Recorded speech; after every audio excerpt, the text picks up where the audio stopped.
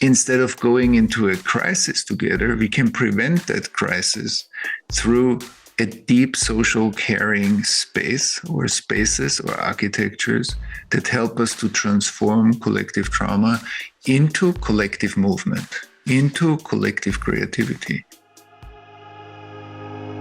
Welcome to Point of Relation with Thomas Hübl, a podcast that illuminates the path to collective healing at the intersection of science and mysticism. This is the Point of Relation.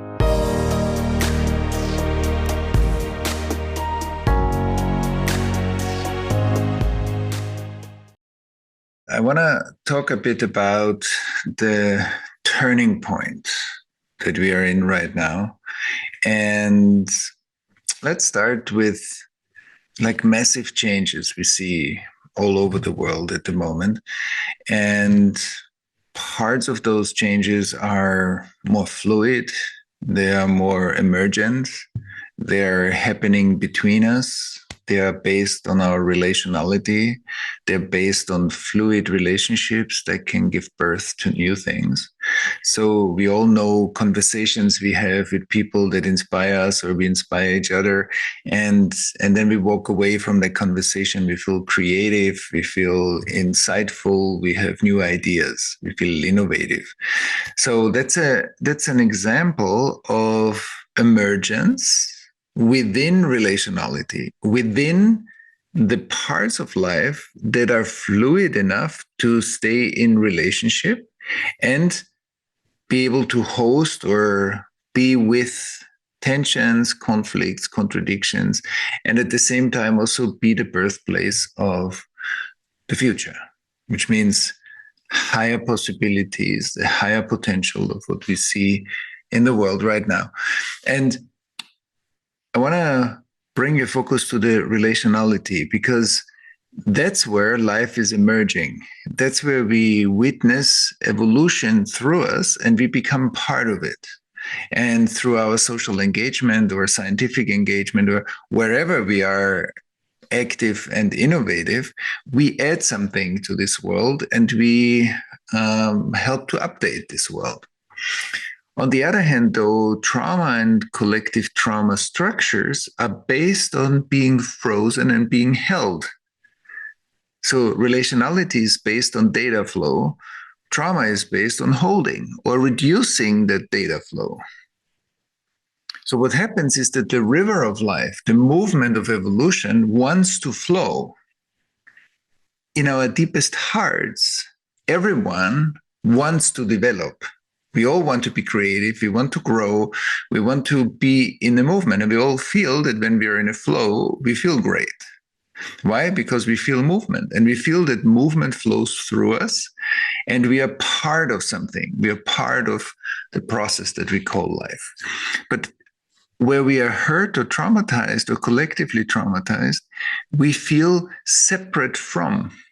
We feel more frozen, more stagnant. We feel separate from the process. So there's a two-ness that comes into life. And the two-ness creates structures that are based on holding.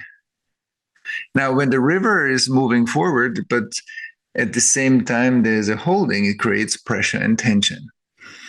It creates, the fragmentation is more visible, polarization, othering, all kinds of symptoms in our collective system that life wants to move, but it cannot.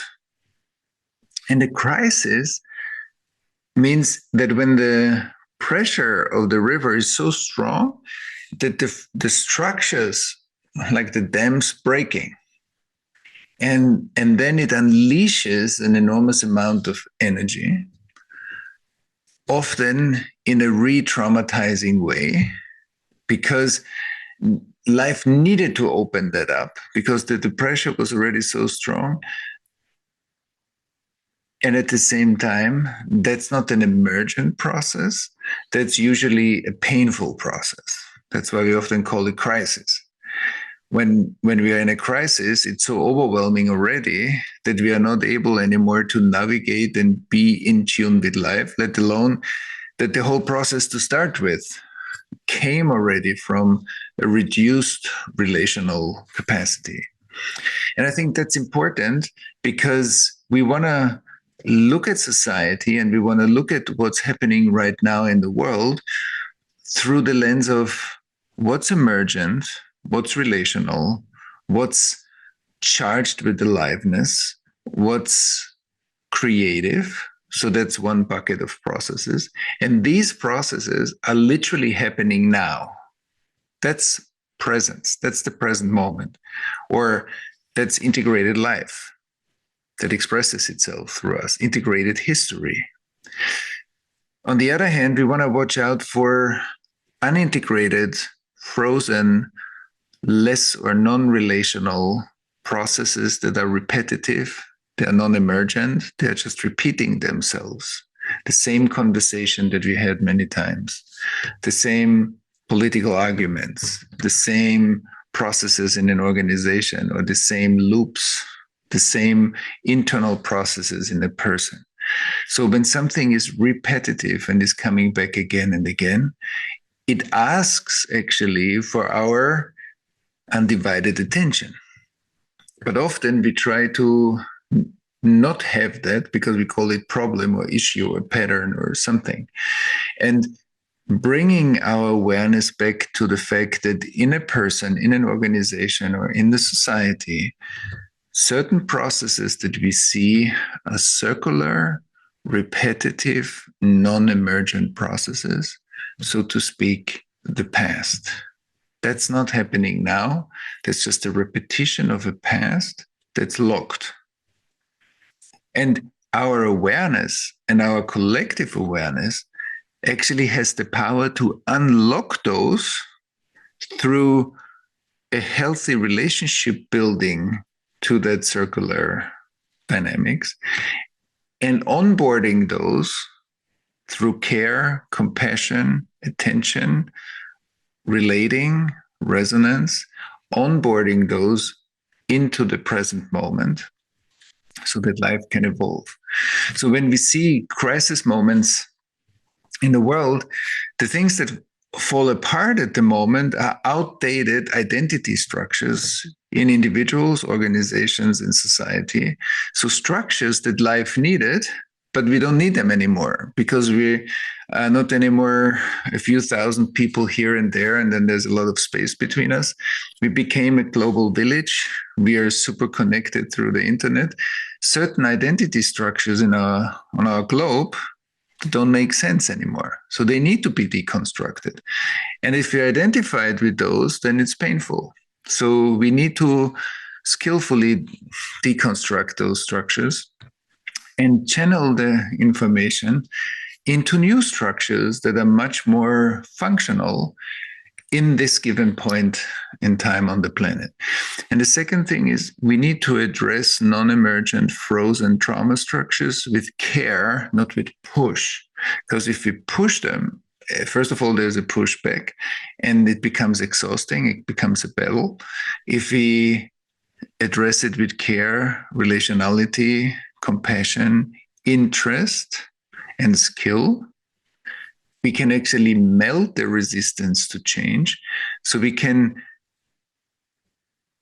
instead of going into a crisis together, we can prevent that crisis through a deep social caring space or spaces or architectures that help us to transform collective trauma into collective movement, into collective creativity. And I think that's what we need right now the most, that we harvest the whole intelligence that is on this planet right now, and we take care of the burning issues together, and we can prevent the crisis or crises around the world by coming together and creating the collective circumstances and ecosystems that help us to heal. And we have a great friend, which is the self-healing mechanism of the biosphere. Life wants to heal. That's amazing. And the collaboration that we display or that we express when we do that is exactly what's needed to go into the next stage of our collective development. Thanks for listening to Point of Relation with Thomas Hübl. Stay connected and get updates about new episodes by visiting our website, pointofrelationpodcast.com, and by subscribing to the Thomas Hübl YouTube channel. If you enjoyed this video, please like it and share about us with your community on social media. Thank you. We appreciate your support.